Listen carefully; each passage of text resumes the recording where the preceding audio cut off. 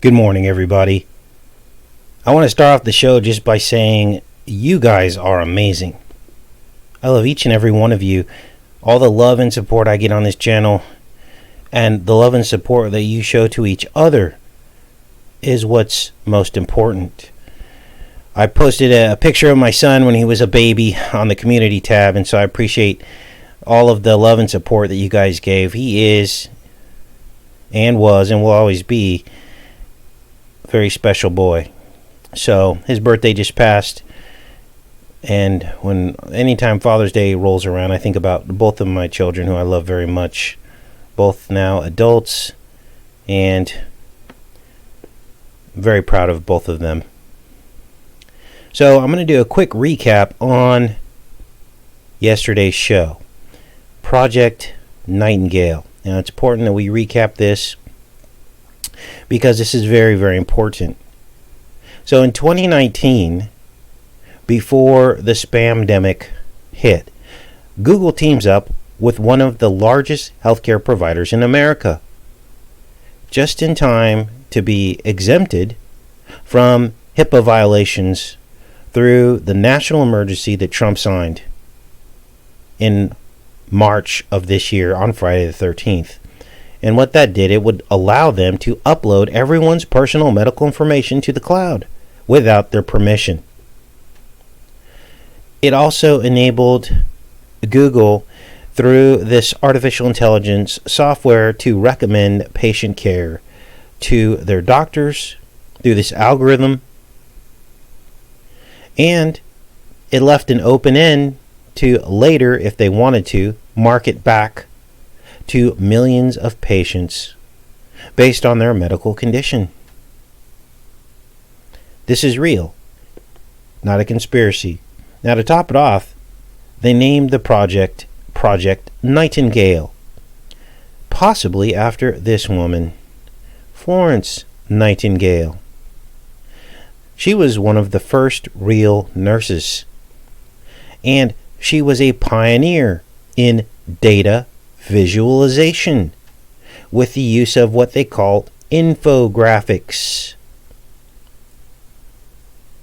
Basically, what they did, this is basically what she invented back in the 1800s.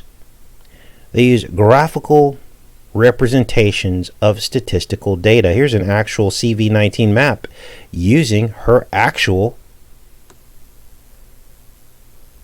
graph, infographics. Now, rewind. This Project Nightingale was named months before the CV ever even hit China. It wasn't even thought of yet. But yet, they named this project after this woman who was heavily involved in all kinds of spamdemics in the 1800s. That's what she was known for. Now, much of her writing included her extensive work on religion and mysticism. She was basically credited with reducing the death rate from 42% to 2%, either by making improvements in hygiene herself. Hello? Now, I couldn't find any information on masks and her wearing masks back then, but she called for a sanitary commission. She implemented hand washing and other hygiene practices in the war hospital in which she worked. Now, she is said to have denied the theory of infection for her entire life. But then there was a 2008 biography that came out saying that she was simply opposed to the precursor of the germ theory known as contagionism. Is this giving you chills right now? Because it gave me chills once we dug into this. Now, her theory held that diseases could only be transmitted by touch. She wrote an essay named Cassandra, which was the princess of Troy who served as priestess in the temple of Apollo. Remember I told you this was all about sun worship? Now, in that story of Cassandra and Troy and Apollo, that God gave her the gift of prophecy. But when she refused his advances, he cursed her so that her prophetic warnings would go unheeded. Chilling. Now, despite her intense personal devotion to Christ, Nightingale believed for much of her life that the pagan and Eastern religions had also contained genuine revelation. I'm starting to really feel that Google named that project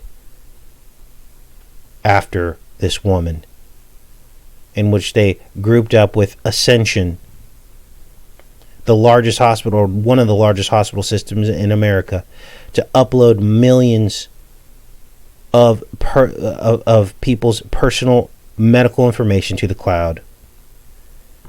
Now, here's where things get interesting, because during the CV-19 spamdemic, a number of temporary NHS Nightingale hospitals were set up in readiness for an expected rise in the number of patients needing critical care. The first was housed in the Excel, London, and several others followed across England. So this woman is huge in England. She is British. Look at this. Doctors wear Florence Nightingale masks to mark her 200th birthday. So not only do we have Project Nightingale named after this woman, we have her 200th birthday being on May 12th, right in the midst of the spamdemic. Is that an accident? And these doctors wore these masks to commemorate that. All of this before anything ever happened. I mean, think of the odds of them naming this project after this woman who was the first person to graph out epidemics mathematically. Crazy. Here's an image. Here's her Wikipedia page, Florence Nightingale. So now we'll move on to the next part of the show, and that is these smiley faces. Now, we started noticing these smiley faces everywhere, on everything, and we couldn't quite figure out what it was. But then we tied the smiley face to the path of the eclipse that happened in December. Now I'm going to slow down here and be very clear, because this is very, very important. This is the eclipse on the left that happened in December 26th. Now, it seems stupid at first, but now we see that this eclipse marked the exact day that CV was given its name. Some of the first cases were happening in China, and on this exact day, if you look at the timeline and type in December 26th CV, you will see that it was named on that day. And we also noticed that this winter eclipse tied into this. It occurred on just the day after Apollo's birthday, and that it formed a pair with another eclipse that it's going to be happening in just a few days on the summer solstice. Winter, summer, ice, fire. Then I started thinking to myself, where have I heard this before? Game of Thrones. Now, this is going to blow you away, even if you're not a Game of Thrones fan, or you don't watch Game of Thrones, or never watched it. What did it go, 8 seasons? It's one of those popular series on television and cable. Game of Thrones. Fire and ice. Now, oftentimes Game of Thrones is abbreviated GOT, right? Not GT, GOT. So when you spell that backwards, what does it say? TOG, right? Remember this campaign? Together at Home? TOG. This was the celebrity campaign that tried to convince all of us that we should be happy staying at home. And in fact, Lady Gaga sang the song Smile. Smile by Charlie Chaplin. And then we saw Charlie Chaplin featured in the Joker film, and it was all about everything that's happening right now. Chaos in the streets. So I started thinking more about Game of Thrones, and that the whole theme was about submission, bending the knee. Here's some images of Jon Snow, which was the character in Game of Thrones, and he was supposed to bend the knee to the Dragon Queen, right? This is her here. And he just decided he wasn't going to do it. Something in his heart told him, don't do it. And now all of a sudden, everyone is bending the knee, right? So I started thinking about eclipses in Game of Thrones, because, you know, if this is going to fit, it's got to all fit, right? And on the surface, it doesn't seem like there's any eclipse appearances in Game of Thrones, but if you think about it outside the box, you understand that this long winter, they kept talking about winter is coming, winter is coming. Was that some sort of extended eclipse? The extended winter that brought about what in the series? The White Walkers. Which is like an infection, because when they kill you, you join the army of the dead. It was like a spamdemic that would consume the world. And they depicted the characters as trying to get past their differences to unite against the spamdemic of White Walkers.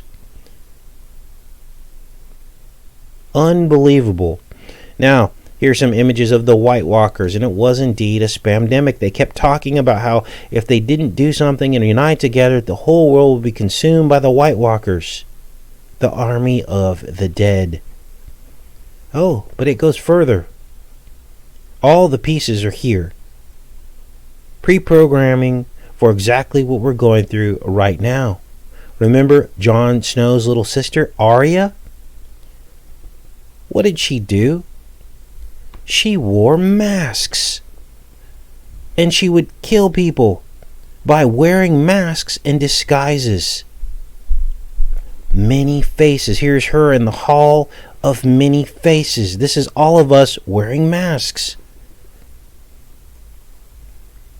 And remember, part of her training was they kept asking her, what is your name? And she kept getting it wrong. And finally, the only correct answer was no one. I'm no one. Dissociative identity. This is what they're trying to achieve with these masks. We are no one when we wear a mask. Now, someone had posted something on my Facebook showing how even in the times of slavery, they put them in masks. It's basically a humiliation ritual. So, what's this really all about? I believe it's sun worship. And what better time for a spamdemic than during an eclipse? So, the ice represented the start on the winter solstice, and the summer solstice marked the controlled reopening. If you look in the news headlines, they're saying that this June 21st, just a couple days away, will mark the beginnings of the reopening, but under their control. And they have the entire world under control. Eclipses across the world under control. Now, it's weird because the smile now, cry later, these two eclipses, this pair of eclipses, they're about 5 months apart. They basically go right underneath China. This eclipse happening in a few days goes right through China. So you got to ask yourself, I should look at the eclipse path and see if this eclipse actually goes through Wuhan. That would be very interesting. It looks like it's pretty close, but I'll have to take a look. So,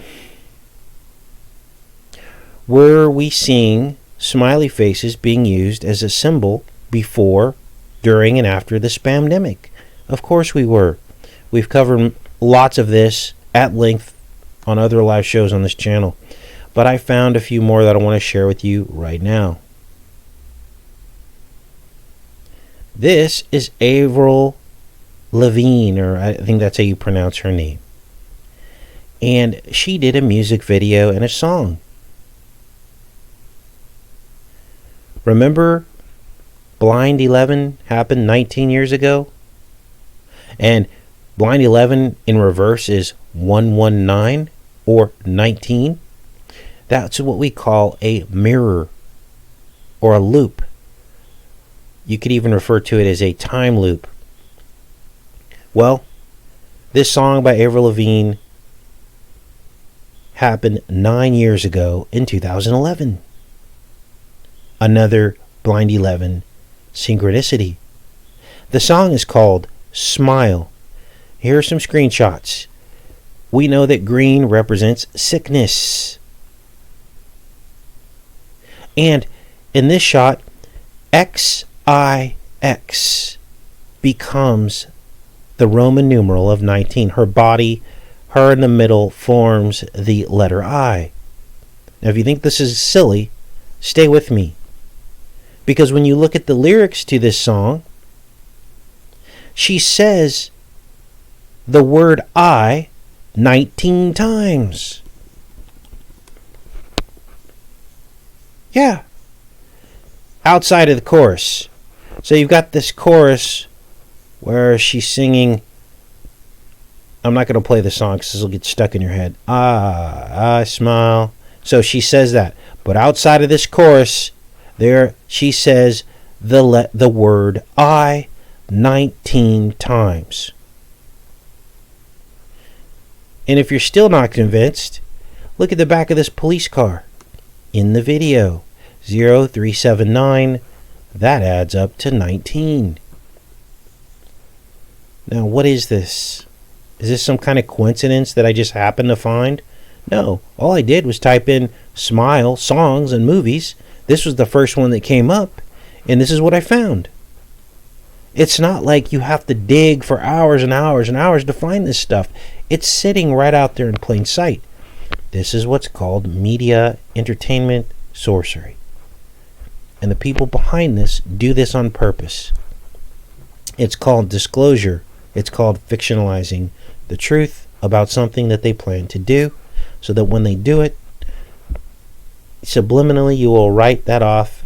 Any theories about what the truth is about that event, you'll write that off subliminally as not true, as fiction. Now look at this story from a Business Insider. We're talking about smiles, right? They've got these clear face masks. For what? Making it easier to smile.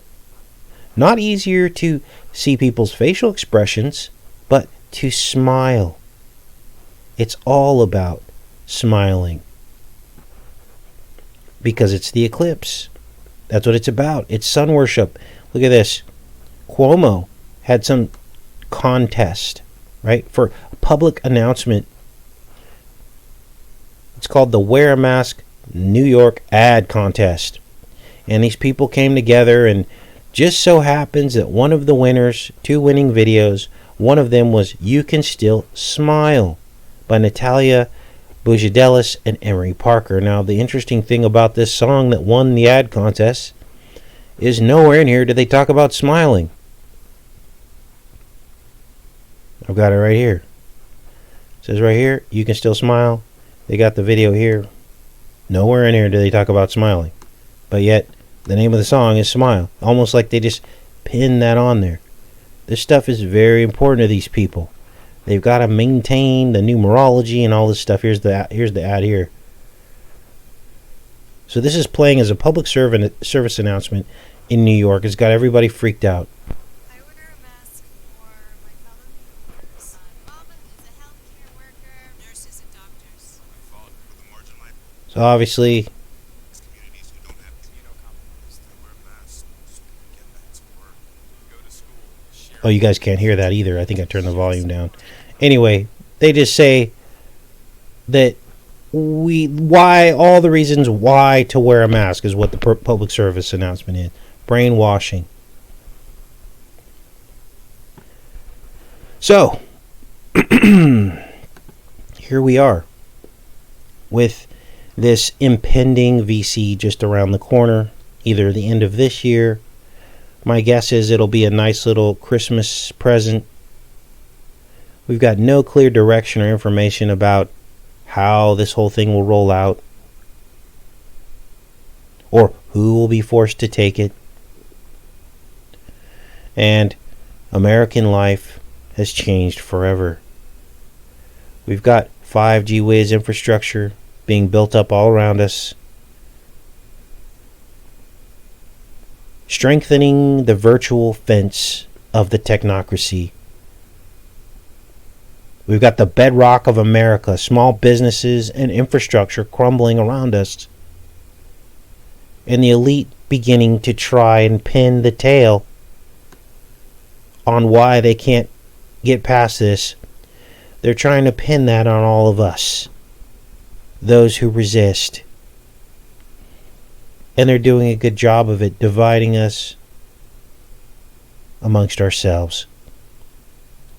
Now, in hindsight, looking at everything that we've just covered, I believe that CV, to a certain extent, is real.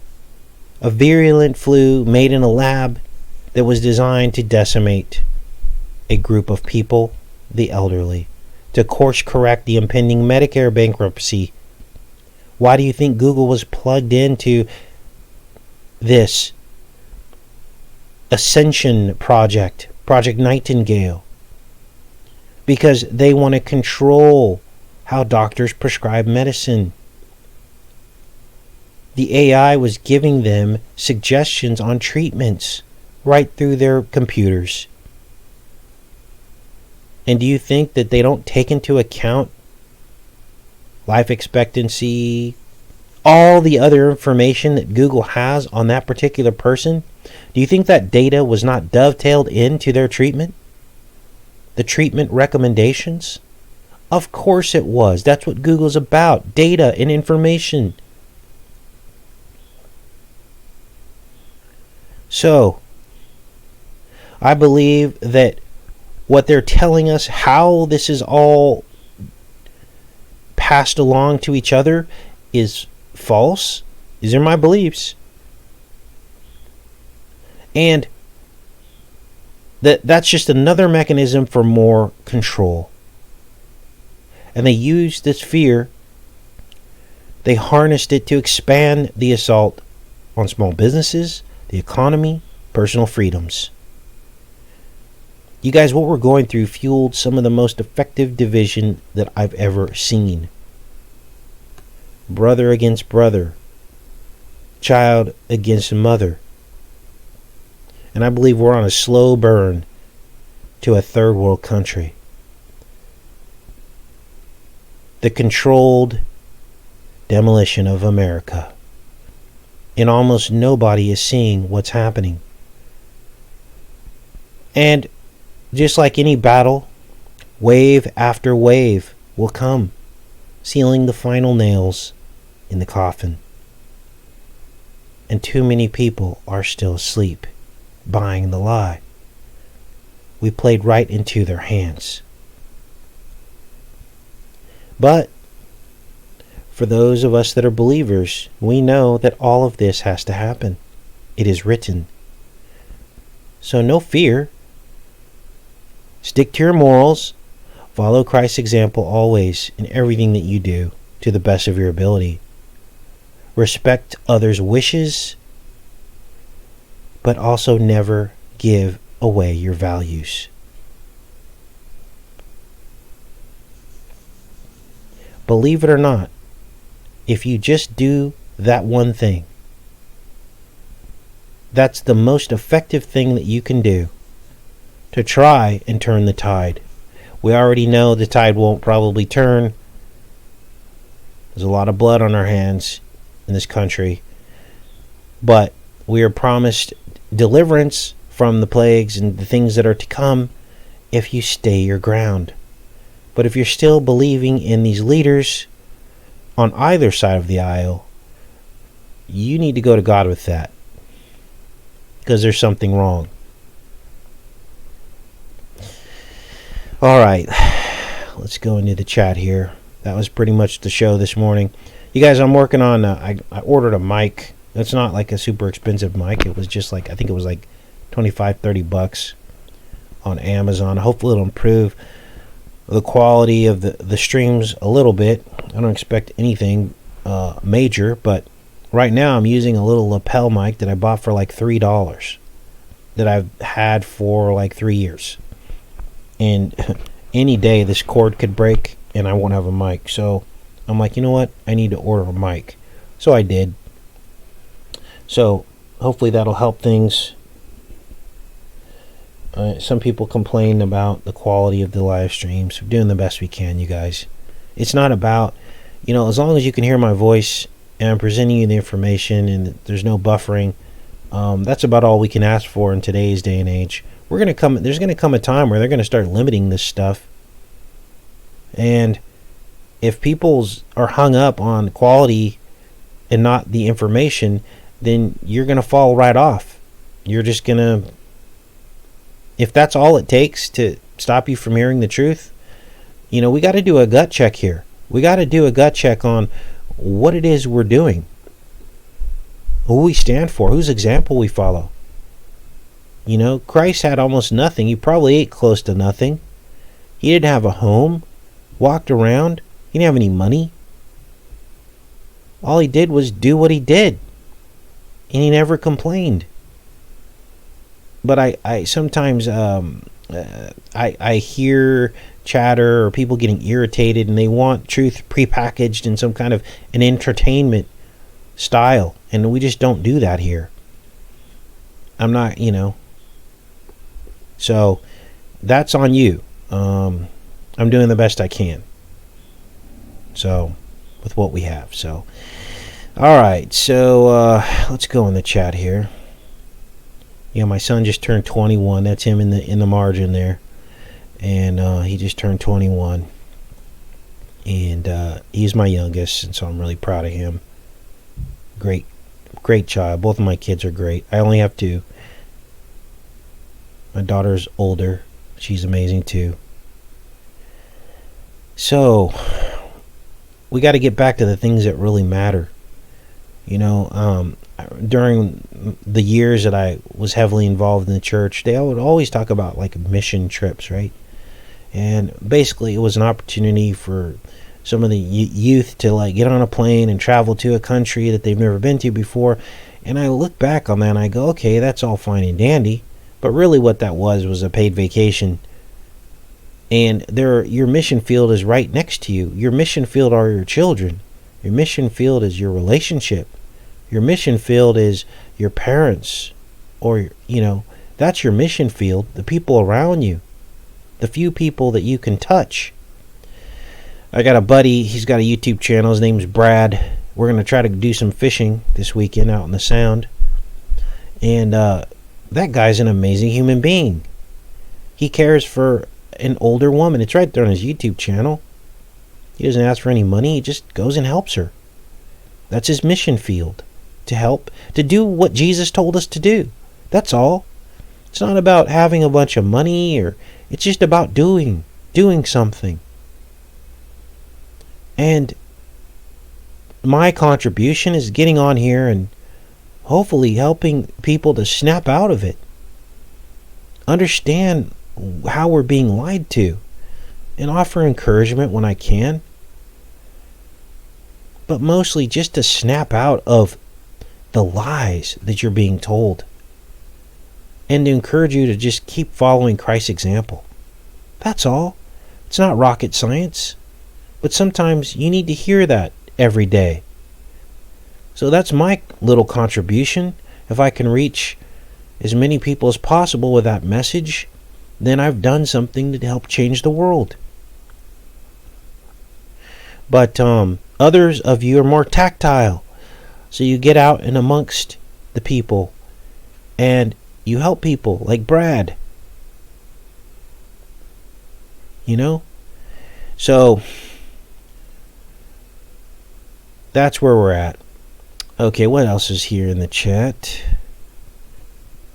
We all have gifts. Not all of us is going to be a Mother Teresa, and not all of us is going to be a person who can get on the internet every day and try to help people that way. We all have our own gifts. And that's what you got to remember. We don't all fit into a mold of how we are the body of Christ. We all have our own gifts of what we do. I'm not good at everything, but I guess I'm okay at this. So this is what I do. And I try to affect the people around me in a positive way that are in my life. So now, there was some weird phenomenon going on. I want to hear your input since we got a pretty big group here. A couple days ago, I looked at an old phone that I had dropped in water a long time ago.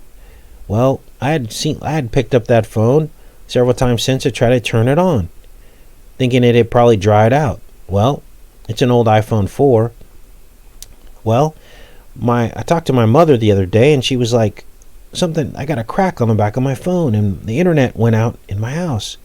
Did you guys have some weird thing where all of your phones like broke at the same time a couple days ago? Because I picked up my phone and basically it had exploded. This was right next to my bed. I'm lucky that I didn't get hurt. But the phone was basically, it had heated up somehow. It looked like someone put it in a microwave. And it had there was a lot of heat because the plastic part of it was like melted and the whole phone like opened. Almost looked like it was, I don't know. It looked like it exploded. So then I looked at the battery and it was like puffed up. I don't know if any of you are techies out there, but the battery was puffed up. It looked like a little pillow. And then I come to find out that my mom had a problem with her phone. It's almost like, what did they do? Send out some kind of a signal and like blow up all these phones? I don't know. I'm just putting it out there to see if you guys had some kind of similar experience with your phone just exploding over the last couple days when all of this stuff was going on the internet. There were like outages and stuff.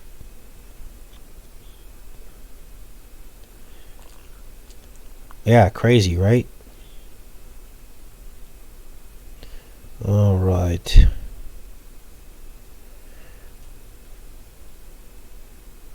Yeah, the internet going on and off. Lithium, yeah, Bill, lithium. And now the phone wasn't anywhere weird. It was just next to my bed. It wasn't like in a car or anything, in a high heat situation. So, yeah, like the directed energy weapon. Yeah, exactly. You know, there's nothing on that phone that I need, or probably very little things of any importance. I don't know why they would do that. I'm thinking that they might send this stuff out to force upgrades.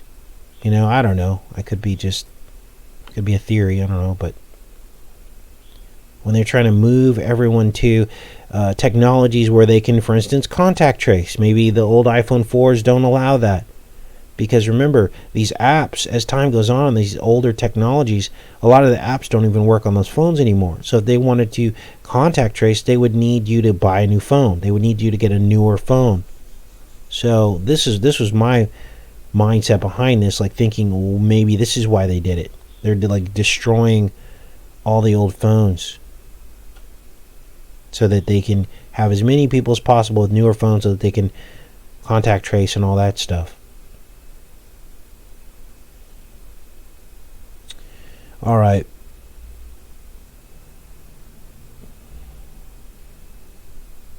iPhone batteries suck, says Kim Skies. Jesus is the Prince of Peace. Absolutely. Yeah. Crazy stuff, right? All right. Well, we'll be back on here Monday. I don't really have a show scheduled for Monday yet, but usually I'll get some kind of inspiration over the weekend based on what's going on in the headlines. I do have a film that I'm going to decode most likely. It's called Equals. Here's the film here. And it's all about contact tracing and all this crazy stuff. Social distancing. Spamdemics. So this will probably be the next one. It's got Kristen Stewart in it from 2015. So we'll see if there's any connections to what we're going through right now. It released, look at this. Was this May Day in 2016? This one it released. May 26th. What was May? So, there's a lot of May Day connections. Or Memorial Day, I'm sorry. Not May Day. Memorial Day. This might have been like Memorial Day weekend. Memorial Day 2016. Let's look it up.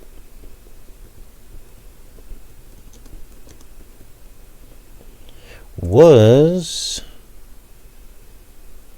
May 30th, so just before Memorial Day weekend this opened up. A lot of films open up, but the reason why this one's different is because it's all about kind of what we're going through. So we'll try to break that down. All right, everybody, have a great day. Have a great weekend. All you fathers out there, have a great Father's Day. And again, thanks for all your love and support. Take care and be safe, everybody.